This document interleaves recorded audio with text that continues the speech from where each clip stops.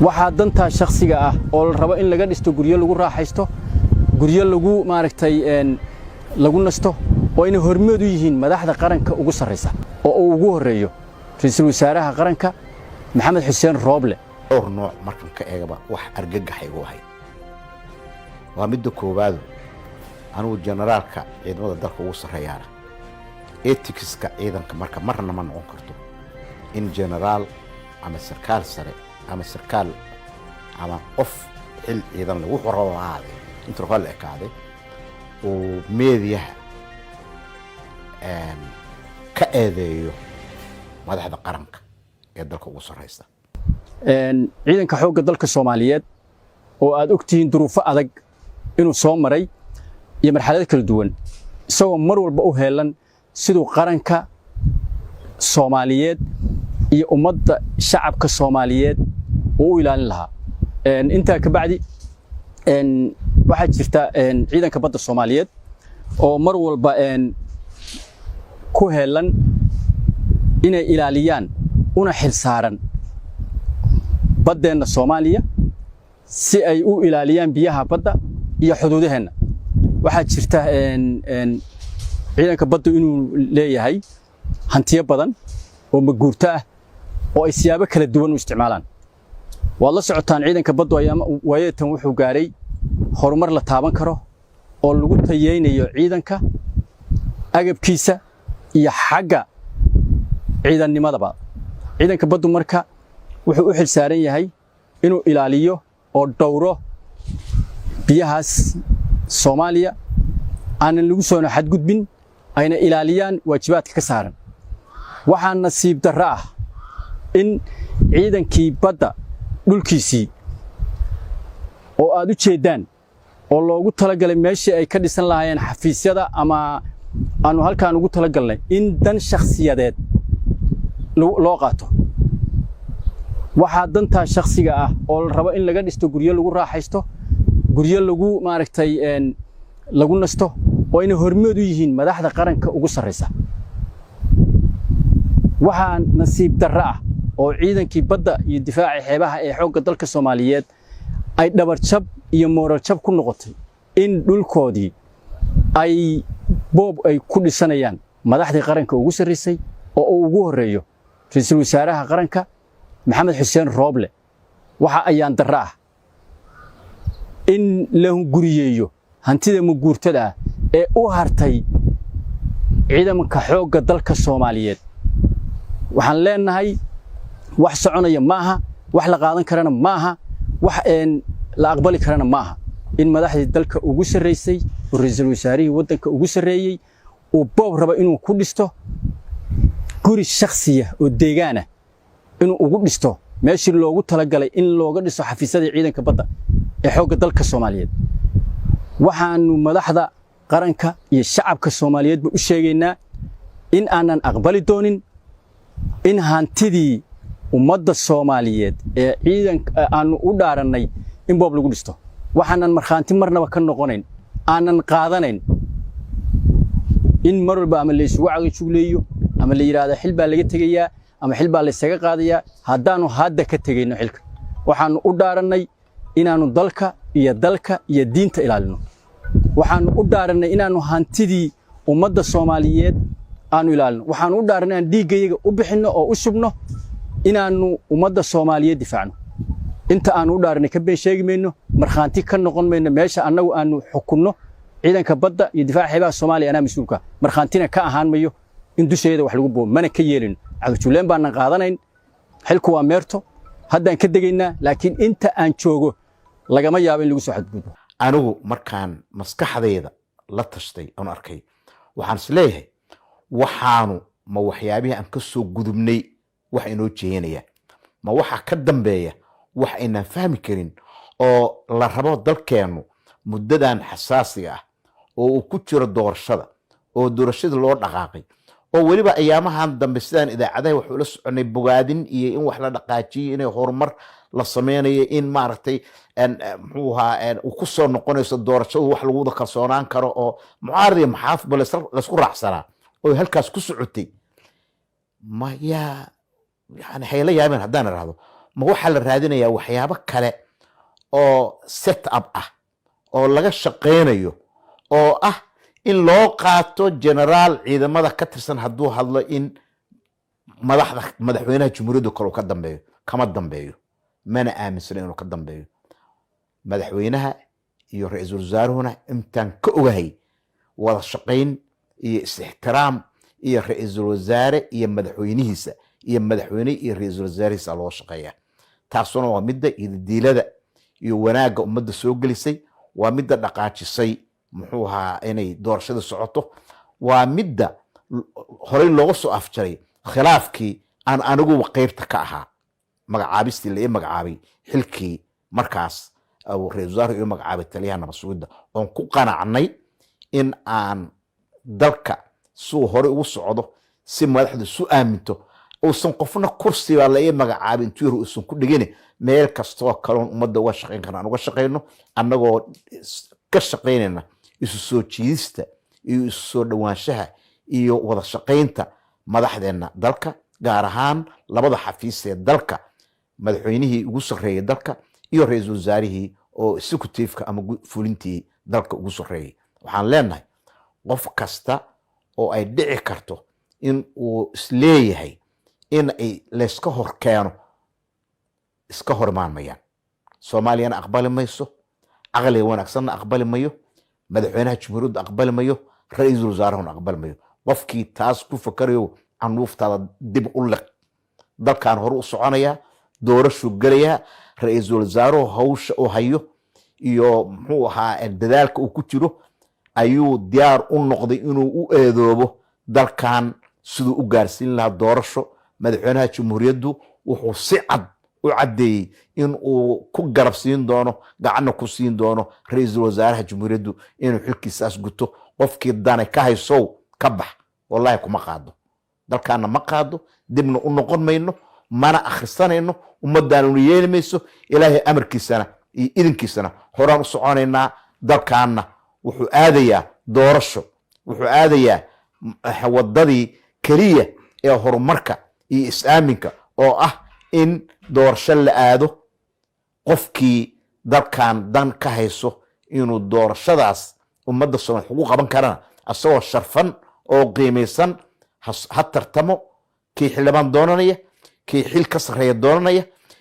kii muxuu hawaaba soo dhammaaday aqalkiisa la raadsanayay waa hambalyeynaya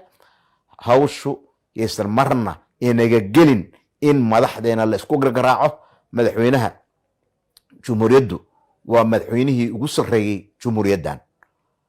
ra'iisul wasaaruhu waa shakhsigii ugu sarreeyay executive dalka aan sheegto inaan ahay jananka ugu sarreeya daraj ahaan ciidamada Soomaaliya madaxda iyadu isqabsan mayso kana rajayn mayno layskama horkeeni karo waxaan leenahay guushu waa wada jirkiina guushu waa dalkeena doorasho aada ilaahayna waxaan ka rajaynaynaa inuu wadadaas nagu duwo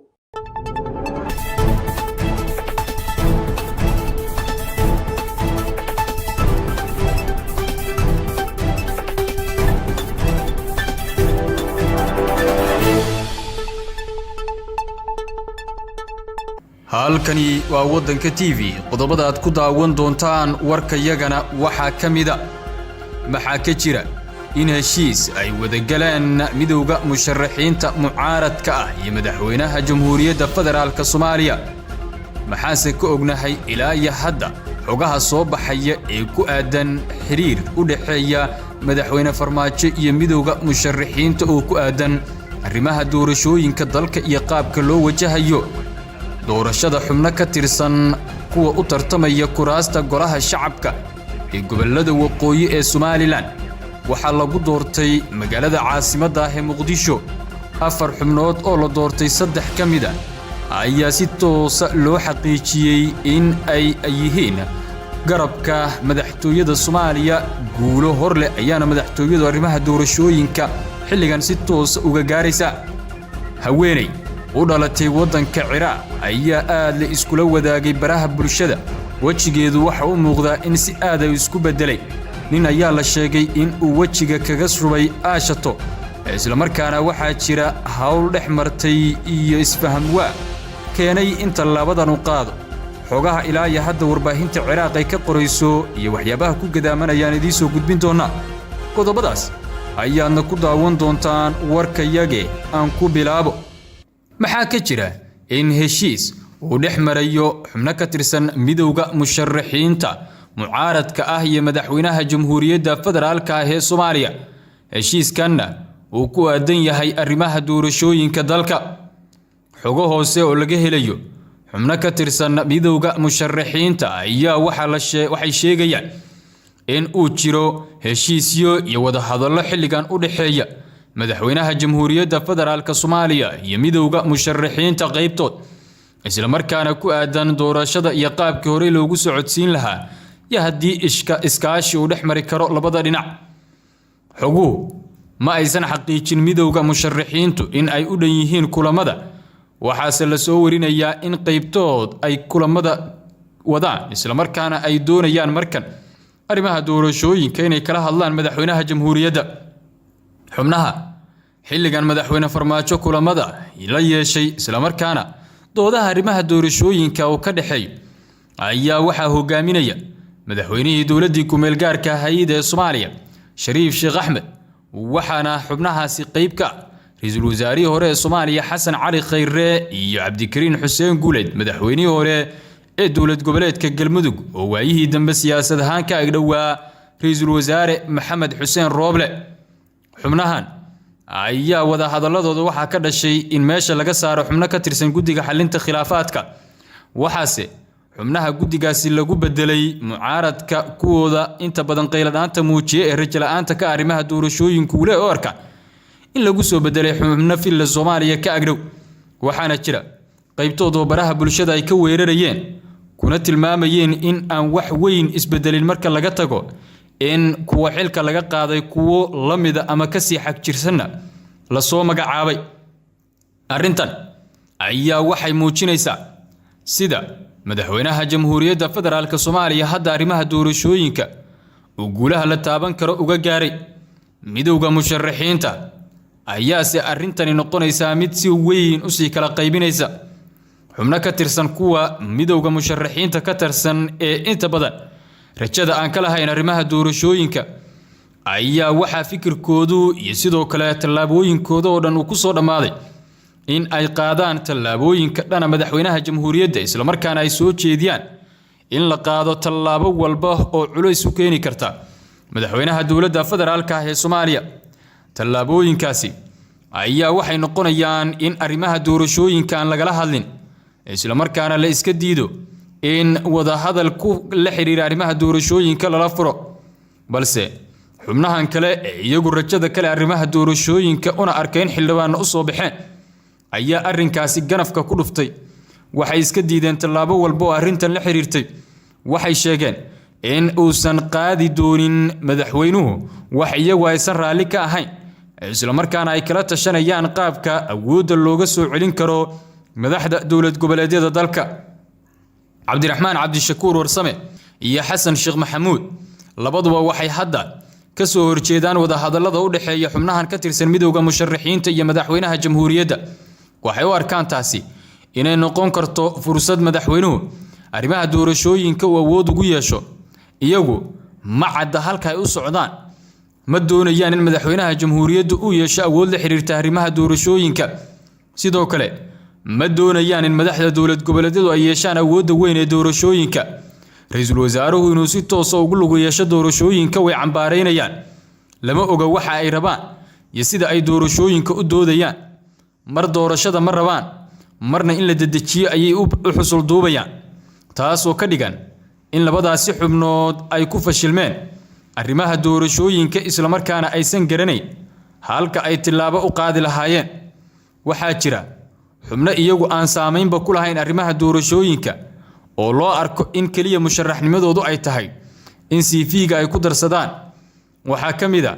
siyaasiga lagu magacaabo Daahir Maxamuud iyo sidoo kale oo hafayeen ah, iyo sidoo kale xubin kale oo lagu magacaabo Ridwaan, isla markaana dalka ra'iisul wasaare ku-xigeen ka soo noqday, kaas oo ka soo jeeda gobolada waqooyi. siyaasiyiin kale oo midowgan ka tirsan ayaan qaybtood lahayn, rajo u sii badano arrimaha doorashooyinka la xiriira. guud ahaanba tillaabooyinkaasi waxay ka dhigayaan in hadda arrimaha doorashooyinka gaar ahaan dhanka midowga musharaxiinta rajada ugu badan ay leeyihiin. madaxweynihii hore ee Soomaaliya Shariif Sheekh Axmed oo arkay wadamada Carabta inuu garab istaag ka heli karo ra'iisul wasaare Xasan Cali Khayre oo isagana arrimaha doorashooyinka saameyn ku leh xildhibaanana ay uga soo baxeen dowlad goboleedyada dalka una arkay inuu dhaqaale badan u haysto hadda arrimaha doorashooyinka. Cabdikariin Xuseen Guuleed madaxweynihii hore ee dowlad goboleedka Galmudug ayaa isna waxa uu baritaar iyo garab istaag ka helaya ra'iisul wasaare Maxamed Xuseen Rooble, taas oo muujinaysa in saddexdaasi mas'uul hadda arrimaha doorashooyinka ay aad ugu soo jeedaan. madaxweyne Farmaajo ay kala hadlayaan qaabka loo hagaajin karo awoodda dowlad goboleedyada loo dhimi karo, gudiyadu ay u yeelan karaan awood muhiim ah oo doorashooyinka la xiriirta, isla markaana horey loogu socodsiin karo arrimaha doorashooyinka loona dardalgelin karo. Xasan Sheekh Maxamuud iyo Cabdiraxmaan Cabdishakuur Warsame iyagu doorashooyinka in la dedejiyo mar rabaan oo hakin bay doonayaan. cidda doorashada maamulaysa iskuma raacsana, mar waxay u arkaan in madaxda dowlad goboleedyadu ay dan u tahay, mar kale waxay u arkaan in madaxda dowlad goboleedyadu aysan ayaga kala tashanin arrimaha doorashooyinka xildhibaanadana ay si gaar ah u soo saaranayaan, halka sidoo kale ra'iisul wasaaraha ay ku dhaleecaynayaan arrimaha doorashooyinka iyo qaabka uu wajahayo. madaxweyne Farmaajo ma doonayaan isaga inay kala hadlaan arrimaha doorashooyinka, waxayna u arkaan siyaasiga iyaga la tartamaya oo marnaba aysan faa'iido ugu jirin in arrimahaasi ay kala hadlaan, taas oo ka dhigan inaysan garanayn halka ay wajihi lahaayeen. taas beddelkeedna hadda ay doonayaan in doorashada la istaajiyo si bal ay u goobaan fursad iyo waddo ay ku dhaqaaqaan. doorashada golaha shacabka 4 kursi ayaa lagu qabtay magaalada Muqdisho, 3 ka mid ah ayaa la isku raacsan yahay inay yihiin dhanka Villa Soomaaliya, taas oo ka dhigan guul weyn oo markan arrimaha doorashada socda Villa Soomaaliya wali ay sii daba taxayso isla markaana ay ka gaargaarayso. Fawziyo Yuusuf Xaaji Aadan oo ka mid ahayd baarlamaankii hore ee 10aad baarlamaankii 9aadna sanada ku soo jirtay ayaa iyaduna qayb ka ahayd xubnaha la doortay. Fawziyo siyaasadda wax badan ayay ku soo jirtay, ra'iisul wasaare ku-xigeen iyo wasiirka arrimaha dibadda ayay soo noqotay, waxaana loo arkaa inay tahay siyaasi rug cadaayo oo fiirin kara halka hadba maalinka siyaasaddu u socoto iyo danta waddanku halka ay ku jirto. waayihii hore waxay aad ugu dhoweyd madaxweyne Xasan Sheekh Maxamuud, bariyihii dambese waxaa la sheegay siyaasad ahaan inay kala furteen kadib markii gudoomiyaha aqalka sare Cabdi Xaashi Cabdullaahi uu damcay inuu ka saaro golaha shacabka, isla markaana ay garab istaag ka weyday. Siciid Cabdullaahi Dani madaxweynaha dowlad goboleedka Puntland ayaa xilligaasi si toos ah ula hadlay gudoomiyaha Cabdi Xaashi Cabdullaahi, waxaana uu sheegay in marnaba aysan dhici karin in Fawziye laga hor istaago inay u tartanto golaha shacabka ee baarlamaanka federaalka Soomaaliya, taas oo Siciid Dani culays ku saaray gudoomiyaha aqalka sare in Fawziye booskeeda loo baneeyo. waayihii dambe waxaa loo arkay Fawziye Siciid Dani inay siyaasad ahaan aad isugu dhow yihiin, taas oo ka dhigan haddii Siciid Dani uu noqdo musharax in Fawziyo cidda codka ay siinaysaa uu noqon doono madaxweynaha dowlad goboleedka Puntland Siciid Cabdullaahi Dani. waddanka Ciraaqna haweeney ayaa warbaahinta waddankaasi waxay aad u wareejinaysaa sawiradeeda oo muuqda wajigii inuu aad u doorsoomay, waana muuqaal iyo sawirro argagax leh. waxaana la sheegay gabadhan in lagu magacaabi jiray Maryam Al-Rikabi, waxay u dhalatay waddanka Ciraaq, wajigeedu waa isbedelay, wuu go'ay, waxaana arrintaasi ka dambeeyay nin xiriir uu soo dhexmaray. ninkan ayaa la sheegay in uu gabadhan ka dalbaday guurka, balse iyadu ay ka diiday. waxay ahayd ardayad degan magaalada Baghdad. bishii Juun ayaana la sheegay in ninkani guurka ka diiday uu gurigeeda ku soo weeraray. ninku waxa uu soo galay guriga Maryam xilli hooyadeedii aabaheed ay ka maqnaayeen, shaqana ay jireen. wuxuu wajiga uga shubay aashato iyadoo hurudda, isaguna kadib waxa uu xaday taleefankeedii. warbaahinta dalka Ciraaq ayaa sheegaysa in golaha garsoorka sare ee waddankaasi uu ku dhawaaqay inuu socdo baaritaan lagu samaynayo dhacdadan. ninkan ayaa la sheegay in markii hore xiriir uu ka dhexeeyay isaga iyo gabadha ugu dambeynna ay ka diiday in ay isguursadaan. Aabbaha dhalay Maryam waxa uu golaha garsoorka ka dalbaday in ay kiiskan si qoto dheer u eegaan, ahmiyad weynna siiyaan. Kumanaan qof ayaa taageero u muujiyay gabadha, iyagoo baraha bulshada ka bilaabay hashtag ay ku leeyihiin gabadhan hal badbaadiyo ama badbaadi amiirad Maryam, taasoo ka dhigan in garb istaag weyn hadda ay dhinacyo kala duwan gabadhani ka helayso. Warka waddanka TV-na waa intaas. Nabadgelyo. بسم الله الرحمن الرحيم. السلام عليكم ورحمة الله تعالى وبركاته. كل وعلى وركسن داود الهلكني وقيمتي في هذا قبرت ورسحن وحقيقة كسلسن ونقص وجرجدها يا عالم كقضبضة وركان ذي كوجاه يا ضوء الله إدمه إذا كانت كود داون دوتر وحكم من نقطة يا مدحونا كفر قلبت الصومالي عبد العزيز حسن محمد لفت الجران أو رئيس الوزراء حكومة الصومالي محمد حسين ربل وقد جاي إن مركل وكمل محبناها ميدوق مشرحين معارض هذا الله هذاك oo ay isweydaarsadeen ra'iisul wasaaraha xukuumadda Soomaaliya Maxamed Xuseen Roble iyo sidoo kale madaxweynaha Koonfur Galbeed Soomaaliya Cabdicasiis Xasan Maxamed Lafta Garan ayaan idiin soo gudbinayaa saaxiibayaal iyo waxyaabaha keenay in ay ku kulmaan labadaasi mas'uul magaalada Baydhabo ee xarunta gobolka Bay. Wararkii ugu dambeeyay ayaan idiin soo gudbinayaa iyo sidoo kale madaxda maamul goboleedyada oo xilligan doonaya in ay awoodda doorashada kala wareegaan ra'iisul wasaaraha xukuumadda Soomaaliya Maxamed Xuseen Roble. wararkii ugu dambeeyay iyo faahfaahinno ku aadan ayaan idiin soo gudbinaya. qodobada sidoo kale aan idiin soo gudbinayo waxaa ka mid noqonaya hadduu alla idmo beesha caalamka oo isla qirtay in madaxweynaha Soomaaliya Maxamed Cabdullaahi Farmaajo doorasho qof iyo cod in uu dalka la damacsanaa balse lugooyo iyo qayaano ay ku sameeyeen xubnaha midowga musharaxiinta mucaaradka kuwaasi oo ilaa iyo hadda diidan in doorasho dalka ay ka dhacdo. waxaan idiin soo gudbinayaa beesha caalamka oo haatan u ololeynaya in madaxweynaha Soomaaliya Maxamed Cabdullaahi Farmaajo talada dalka uu sii hayo isla markaana dalka uu gaarsiiyo doorasho qof iyo cod iyaguna ay markaasi korjoogto ka noqdaan. wararkii ugu dambeeyay ayaan idiin soo gudbinayaa saaxiibayaal. qodobada sidoo kale aan idiin soo gudbinayo hadduu alla idmo warkana aad ku daawan doontaan waxaa ka mid noqonaya madaxweynaha Soomaaliya Maxamed Cabdullaahi Farmaajo iyo sidoo kale madaxweynaha Somaliland Muuse Biixi Cabdi oo xoguhu ay sheegayaan in lagu heshiisiinayo waddanka Shiinaha. waxaan idiin soo gudbinayaa dowladda Shiinaha oo haatan bilowday inay isku soo dhaweyso madaxweynaha Soomaaliya Maxamed Cabdullaahi Farmaajo iyo sidoo kale madaxweynaha Somaliland Muuse Biixi Cabdi. midnimadii Soomaaliya oo soo laabatay iyo cadeemo waaweyn oo laga helayo in mar kale ay suurtagal tahay in Somaliland ay la midowdo Soomaaliya inteeda kale. waxaan idiin soo gudbinayaa heshiiskaasi dowladda Shiinaha ay garwadeenka ka tahay. faahfaahinno ku aadan ayaan idiin soo gudbinayaa saaxiibayaal. qodobadaas ayaan insha Allah idinkugu hayaa warka qiimo TV. fadlan haddii aad nagu cusub tihiin subscribe-ka noo saara, like taabta siira share gareeyo warbixinadeena si ay bulshada inteeda kale u gaaraan. qiimo TV waa warbaahin ka shaqeysa horumarka Soomaaliya. fadlan haddii aad tahay qof jecel qarannimada Soomaaliya, Soomaalinimadan ay ku intaasii faaf wararkeena waana ku mahadsantihiin. ismaqal iyo daawasho habboon ayaan idin leeyahay saaxiibayaal. waxaan ku bilaabayaa madaxweynaha Koonfur Galbeed Soomaaliya Cabdicasiis Xasan Maxamed Lafta Garan ayaa ra'iisul wasaaraha xukuumadda Soomaaliya Maxamed Xuseen Roble waxa uu uga digay in mar kale uu ku milmo xubnaha midowga musharaxiinta mucaaradka xilli dhowaan ra'iisul wasaaraha xukuumadda Soomaaliya xilka qaadis uu ku sameeyay 7 xubnood oo ka tirsan guddiga xalinta khilaafaadka ee doorashada.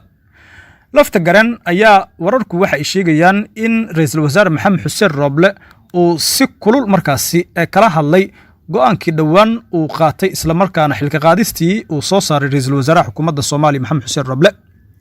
Roble waxa uu si degdeg ah ku gaaray magaalada Baydhabo ee xarunta gobolka Bay. kulamo kala duwan ayay markaasi wada qaateen hogaamiyaha Koonfur Galbeed Soomaaliya iyo sidoo kale ra'iisul wasaaraha xukuumadda Soomaaliya Maxamed Xuseen Roble waxaa la sheegay inuu si weyn uga carooday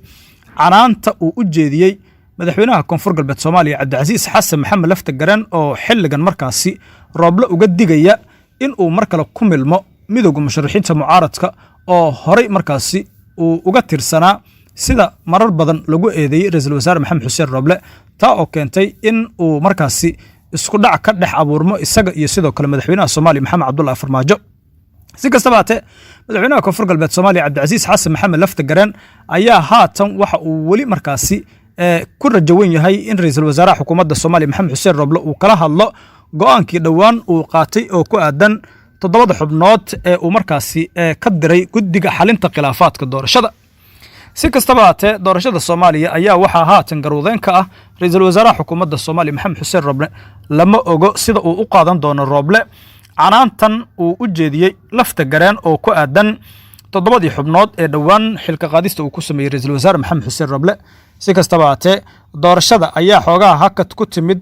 maalmahan iyadoona xiisadda ugu weyn ay ka taagan tahay xubnaha mucaaradka iyo dowladda soomaaliya mucaaradku waxa ay markaasi doonayaan inaysan ka qaybgelin doorashada madaxtinimada soomaaliya dhinaca kale waxaan eegi doonnaa xubnaha beesha caalamka ayaa waxay isla qireen in madaxweynaha soomaaliya maxamed cabdullaahi farmaajo doorasho qof iyo cod in dalka uu markaasi la damacsanaa hase yeeshee waxa ay sheegeen in ay khiyaano qaran ku sameeyeen xubnaha midowda musharaxiinta mucaaradka kuwaasi oo markaasi ilaa iyo hadda ka soo horjeeda in doorasho dalka aysan ka dhicin xubnaha midowda musharaxiinta mucaaradka marar badan waxay sheegeen in doorashada lagu shubanayo islamarkaana aysan ka qaybgeli doonin doorashada madaxtinimada soomaaliya ra-iisul wasaare maxamed xuseen roble ayaa marar badan waxa uu markaas uga digay xubnaha midowda musharaxiinta mucaaradka inaysan carqaladeenin nidaamka doorashada dalka beesha caalamka ayaa saacadii lasoo dhaafay waxa ay soo saareen war xasaasi ah oo ku aadan qorshihii iyo sidoo kale waddadii saxda aheyd oo ku tagnaa madaxweynaha soomaaliya maxamed cabdullaahi farmaajo iyagoo si cad ugu sheegay mucaaradka in madaxweynaha soomaaliya maxamed cabdullaahi farmaajo ay ka go'need in dalka uu gaarsiiyo doorasho qof iyo cod balse caqabadda ay dusha ka saareen xubnaha midowda musharaxiinta mucaaradka si kastaba haatee beesha caalamka hadda waxa ay soo jeediyeen in dalka uu sii hogaamiyo madaxweynaha soomaaliya maxamed cabdullaahi farmaajo 6 sane ee soo aadan balse arrintaasi waxaa ka biyo diidan xubnaha midowda musharaxiinta mucaaradka kuwaasi oo doonaya in doorashadu ay bilaabato weliba si dhexdhexaad ah sida ay mucaaradku markaasi dalbanayaan beesha caalamkana waxa ay markaasi ku rajo weyn yihiin in talada dalka uu sii hogaamiyo madaxweynaha soomaaliya maxamed cabdullaahi farmaajo maadaama haatan madaxweynaha soomaaliya uu ballan qaaday in doorasho qof iyo cod dalka uu gaarsiinayo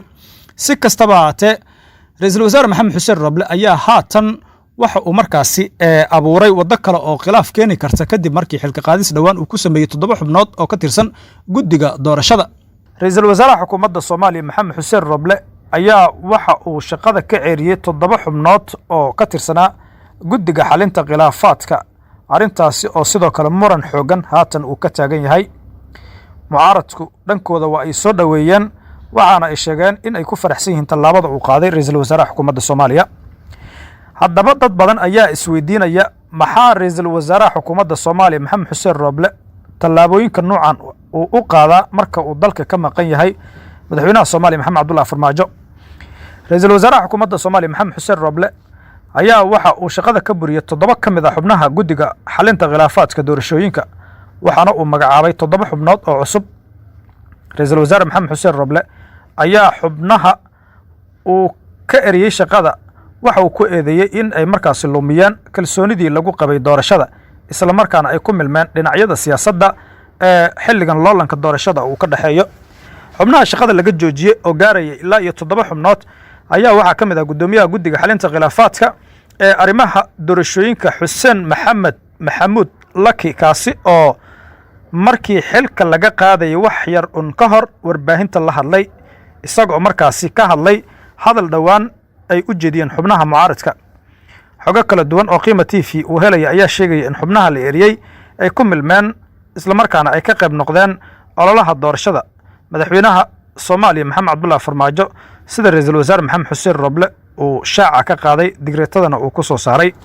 qaybii dambe ayaan isla soo gaarnay saaxiibayaal markanna waxaan eegi doonnaa madaxweynaha soomaaliya maxamed cabdullaahi farmaajo iyo sidoo kale madaxweynaha somalilan muuse biixi cabdi ayaa la sheegayaa in mar kale wadahadal la isugu keenayo wadahadalkan waxaa garwadeenka ah dowladda shiinaha taasi oo markan sheegtay inay ku guulaysan karto wadahadalkaasi oo muddo badan soo jiitamaya islamarkaana dowlado badan ay ku lug leeyihiin madaxweynaha somalilan muuse biixi cabdi waxa uu ku taagan yahay mowqifkiisa in soomaaliya inteeda kale uusan la heshiin karin maadaama uu godob badan tirsanayo islamarkaana maamulka somalilan go'aankooda uu cad yahay madaxweynaha soomaaliya maxamed cabdullaahi farmaajo dhankiisa waxa uu ku rajo weyn yahay in xaalmarin uu ka siiyo madaxweynaha somalilan muuse biixi cabdi waxyaabihii ay ka tabanayeen dowladdii uu hogaaminayay allahu naxariistay jaale maxamed siyaad barre kadib markii ay ku eedeeyeen dowladdaasi in xasuuq badan ay u geysteen dadka ka soo jeeda gobollada waqooyi si kastaba haatee lama oga waxyaabaha ka soo bixi doona kulankaasi ay markaasi wada leeyihiin madaxweynayaasha kulankaasi ay leeyihiin madaxweynaha Soomaaliya Maxamed Cabdullaahi Farmaajo iyo sidoo kale madaxweynaha Somaliland Muuse Biixi Cabdi. dhanka kale lama ogo in dowladda Shiinaha ay ku guuleysan doonto qorshahaasi. guud ahaan saaxiib below naganta wararkii iyo xogihii ugu weynaa ood kala socoteen Qiimo TV. kulanti wacan oo wanaagsan daawadayaal, halkani waa janalka wararka maanta. ku soo dhawaada wararkii ugu dambeeyay ee ka dhaca Soomaaliya iyo caalamka. qodobada aad ku daawan doontaan wararkeenana waxaa ka mid ah booliska Soomaaliya oo ka warbixiyay dagaal dhex maray dhalinyaro Soomaaliyeed iyo shaqaale ka tirsan diyaaradda Turkish Airlines xilli ay ku sugnaayeen garoonka Aadan Cadde ee Muqdisho. madaxweynaha dowlad goboleedka Puntland oo weerar culus ku qaaday xubnaha midowga musharaxiinta mucaaradka kuna eedeeyay inay wadaan burburin ay ku hayaan dalka iyo dowladnimada. ra'iisul wasaaraha xukuumadda Soomaaliya oo shaaciyay in la xalin doono cabasho kasta oo laga qabo doorashada xildhibaanada golaha shacabka ee baarlamaanka Soomaaliya iyo maamulada Koonfur Galbeed iyo Galmudug oo si adag u beeniyay in ay boobeen doorasho ka dhacday deegaanadooda. intaasi daawadayaal waxay ahaayeen qodobadii ugu waaweynaa wararkeena. imikiyaadna u diyaar garooba daawashada iyagii oo intaa ka dhammaystiran. waa 20ka bisha 12 sanada 2021 haddii ay taa markii kuugu horreysay oo soo booqatay janalkeena ha ilaawina subscribe tiraadid kadibna aad furatid calaamadda gambaleelka si ay kuu soo gaaraan wararkii ugu dambeeyay ee ka dhaca Soomaaliya iyo caalamka. sina gaarsii saaxiibadaada jecel horumarka dalka adigoo ku sheer garaynaya baraha bulshada inagoo ka dheeraanayna wax walba oo dalkeena dib u celin kara. aynu ku bilownay ra'iisul wasaare Roble ayaa sheegay inay xalin doonaan cabashada laga qabo doorashada xildhibaanada golaha shacabka ee ka socota dalka. ra'iisul wasaaraha xukuumadda Soomaaliya Maxamed Xuseen Roble ayaa sheegay in mar walba ay soo gaarto cabasho la xiriirta arrimaha doorashooyinka dalka, taasna ay uga timaado dhanka midowga musharaxiinta mucaaradka iyo xubno kale oo ka mid ah golaha wakiilada beesha caalamka. waxa uu si cad u sheegay in doorasho kasta ay leedahay cabasho sax iyo been ah midkii ay doontaa ahaatee, balse xukuumad ahaan ay diyaar u yihiin in ay xaliyaan cabashada laga keeno doorashada xildhibaanada, kuwaas oo uu sheegay inay ugu badan tahay midowga musharaxiinta mucaaradka cabashada ka imaanaysa xilligan. ra'iisul wasaaraha xukuumadda Soomaaliya ayaa waxa uu sheegay in doorashada dalka ay soo martay marxalado kala duwan, balse loo baahan yahay in lagu dadaalo sidii looga gudbi lahaa doorashadan caqabadaha hortaagan isla markaana dib aysan u dhici lahayn mar kaleeto. hadalka ra'iisul wasaare Maxamed Xuseen Roble waxa uu ku soo aadayaa xilli cabashadii ugu badneed dhawaantan ay ka soo yeerayso xubnaha midowga musharaxiinta mucaaradka, waxaana guddiga hirgelinta iyo ra'iisul wasaare Roble ay ku dadaalayeen sidii doorashada dalka marnaba aysan hakad u geli lahayn isla markaana ay hore u socon lahayd. ra'iisul wasaare Maxamed Xuseen Roble ayaa xilligan waxa uu ku adkeysanayaa hadalkiisii hore ee ahaa in doorashada dalka aan la joojin doonin, balse wixii qaldan oo cabasho laga keenay ay sixi doonaan. xubnaha mucaaradka Soomaaliya ayaa eed ugu badan waxay u jeedinayeen ra'iisul wasaare Maxamed Xuseen Roble, waxaana ay sheegeen in ballamihii uu la galay mucaaradka uu ka baxay isla markaana waxyaabihii heshiiska lagu ahaa uu baalmaray. mucaaradka Soomaaliya waxay dalbadeen in gebi ahaanba la hakiyo doorashada xildhibaanada golaha shacabka ee baarlamaanka Soomaaliya, isla markaana loo soo jeestay in la saxo qaladaadka ka dhacay doorashada ugu badan ee cabashada ay ka timaada ayaa waxay ahayd kuwii ka dhacay magaalooyinka Dhuusamareeb iyo Baydhabo. sidoo kale waxaa jirta cabasho iyana aan badnayn oo laga keenay doorashadii ka dhacday magaalada Muqdisho, taasoo ahayd mid lagu dooranayo xildhibaanada gobolada waqooyi ee baarlamaanka 11aad ee Soomaaliya. ra'iisul wasaare Maxamed Xuseen Roble ayaa xilligan dadaal dheer waxa uu ku bixinayaa sidii xubnaha midowga musharaxiinta mucaaradka loogu qancin lahaa in la saxo waxyaabihii dhacay, waxaana jirta in doorashada dalka ay sii socoto isla markaana baaqi midowga musharaxiinta mucaaradka aysan dheg jalaq u siin guddiga hirgelinta doorashooyinka. waxaa jira madax kale oo ka tirsan maamul goboleedyada kuwaas oo iyagana ku dadaalaya in marnaba aysan ahkan doorashada xildhibaanada golaha shacabka ee baarlamaanka Soomaaliya, maadaama dalabyo kala duwan ay soo bandhigayaan xubnaha mucaaradka Soomaaliya oo ku aadan in la hakiyo. madaxweynaha dowlad goboleedka Puntland ayaa weerar ku qaaday xubnaha midowga musharaxiinta mucaaradka. madaxweynaha dowlad goboleedka Puntland Saciid Cabdullaahi Deni ayaa sheegay in xilligan aysan jirin dhinac looga leexdo doorashada dalka ka socota, balse muhiim ay tahay in la saxo wixii qaldan ee jira. waxa uu si adag kaga digay abaabulka ay wadaan xubnaha midowga musharaxiinta mucaaradka oo ah inay dhisaan golayaal qaran, wuxuuna sheegay inay yihiin kuwa doonaya in dib loogu laabto teendhadii carta ee dalka Jabuuti. hadalka madaxweynaha dowlad goboleedka Puntland ayaa waxa uu ku soo aadayaa xilli ay aad isku hayaan xubnaha midowga musharaxiinta mucaaradka iyo madaxda maamulada Puntland iyo Jubbaland, kuwaas oo iyagu si gaar ah xilligan u eegaya qorshayaasha ay wadaan xubnaha mucaaradka Soomaaliya. mucaaradka Soomaaliya ayaa xilligan Muqdisho waxay ka wadaan abaabul kala duwan oo ay ku wajahayaan madaxda maamulada Puntland iyo Jubbaland, waxaana kol hore eed culus ay u jeediyeen labada madaxweyne oo ay sheegeen in ay ka bixeen wixii heshiiska lagu ahaa, iyadoo ay jirto xilli ay isbahaysi ahaayeen midowga musharaxiinta mucaaradka iyo madaxda maamulada Puntland iyo Jubbaland.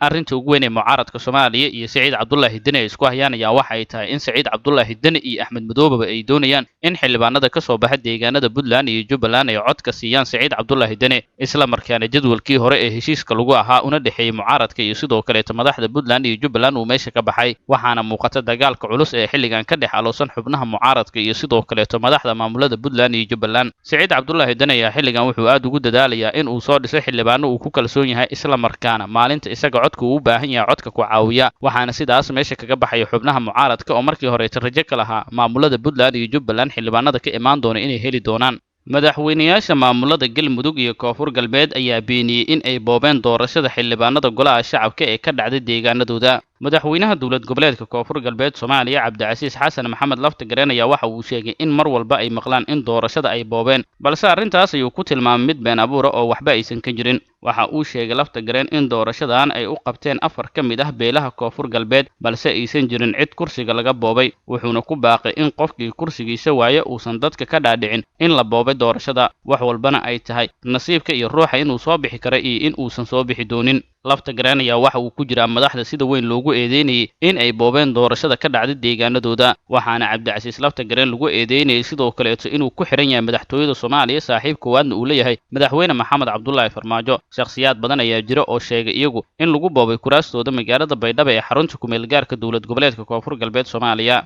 dhinaca kale madaxweynaha dowlad goboleedka Galmudug Axmed Cabdi Kaari Qoorqoor ayaa dhankiisa sheegay in aanan la isticmaalin waa la boobay ama waa la dhacay doorashada isla markaana qof walba oo wax dhaliilaya uu wato sabab isaga u gaara waxa uu si cad u sheegay in doorashooyinka ay soconayaan ka maamul ahaanna ay qaadanayaan dhaliishooda isagoo sheegay in doorashada la'aanteed ay caqabad ku tahay xasiloonida dalka Axmed Cabdi Kaari Qoorqoor waxa uu sidoo kale sheegay inay doonayaan in doorashada la dedejiyay ayna diyaar u yihiin in ay dhageystaan dadka tabashooyinka ka qaba doorashada ka socda deegaanada maamulkiisa maamulada Galmudug iyo Koonfur Galbeed ayaa waxay ahaayeen kuwii bilaabay doorashada xildhibaanada golaha shacabka ee baarlamaanka Soomaaliya oo xilligan cabasho badan laga keenay iyaga oo lagu eedeeyay in ay boobeen kuraasta golaha shacabka ee taala deegaanadooda Axmed Cabdi Kaari Qoorqoor madaxweynaha dowlad goboleedka Galmudug ayaa xilligan waxa uu sheegay sidoo kale inay ku dadaalayaan inay saxaan wax walba oo dhaliila oo laga qabo maamulkiisa gaar ahaan doorashada ka socota deegaanadooda xubnaha midowga musharaxiinta mucaaradka ayaa madaxda ay sida adag u weerareen waxa qayb ka ah Axmed Cabdi Kaari Qoorqoor waxayna ku eedeeyeen in uu boobay kuraasta qaar oo beelihii lahaaba ay cabasho xoog leh ka keeneen ugu dambeynna booliska Soomaaliya ayaa ka hadlay dhacdo ka dhacday garoonka diyaaradaha Aadan Cadde ee Muqdisho taliska ciidanka booliiska Soomaaliya ayaa ka warbixiyay dhalinyaro Soomaaliyeed oo weerartay shaqaale ka tirsan shirkadda diyaaradaha Turkish Airlines falkaas ayaa waxa uu ka dhacay garoonka diyaaradaha Aadan Cadde ee Muqdisho maalintii shalay ahayd afhayeenka ciidanka booliiska Soomaaliya Gaashaanle Cabdifataax Aadan ayaa waxa uu sheegay in maalintii shalay ahayd markii ay garoonka timid diyaaradda Turkish Airlines uu isfahmi waa soo kala dhex galay shaqaalaha diyaaradda iyo qaar ka mid ah rakaabkii saarnaa balse ay ku bixeen ciidanka booliiska Soomaaliya afhayeenka oo warbaahinta kula hadlayay Muqdisho ayaa waxa uu sheegay in gudaha diyaaradda ay ku dagaalameen qaar ka mid ah rakaabka iyo shaqaalaha isla markaana uu dhaawac soo gaaray qaar ka mid ah shaqaalaha diyaaradda kaas oo ay geeyeen mid ka mid ah isbitaalada Muqdisho oo xaaladooda lagula tacaalayay ugu dambeyntii waxa uu sheegay in qaar ka mid ah raggii rakaabka ahaa ee diyaaradda ku dhex dagaalamay una gacan qaaday mid ka mid ah shaqaalaha diyaaradda Turkish ay ku xiran yihiin xarunta hay'adda dambi baarista ee CID-da ee Muqdisho dhacdada ka dhacday garoonka diyaaradaha Aadan Cadde ee Muqdisho ayaa waxay ahayd mid si weyn loo hadalhayay waxaana jirtay in siyaabo kala duwan dadka ay kaga hadlayeen dhacdadaas ka dhacday garoonka diyaaradaha Aadan Cadde gaar ahaan diyaaradda Turkish dhacdadan ayaa mas'uuliyadeeda dusha loo saaray in ay leeyihiin qaar ka mid ah shaqaalaha diyaaradda kuwaas oo rakaabka kula dhex dagaalamay diyaaradda gudaheeda isla markaana gacan qaadka iyaga bilaabay markii horeeto intaasina daawadayaal waxa ku dhan warkii oo aad ka daawanayseen janalka wararka maanta waad ku mahadsantihiin la socodkiina iyo la saanqaadkiina wixii aragtay oo noo haysaan noogu reeba qaybta hoose ee commentiga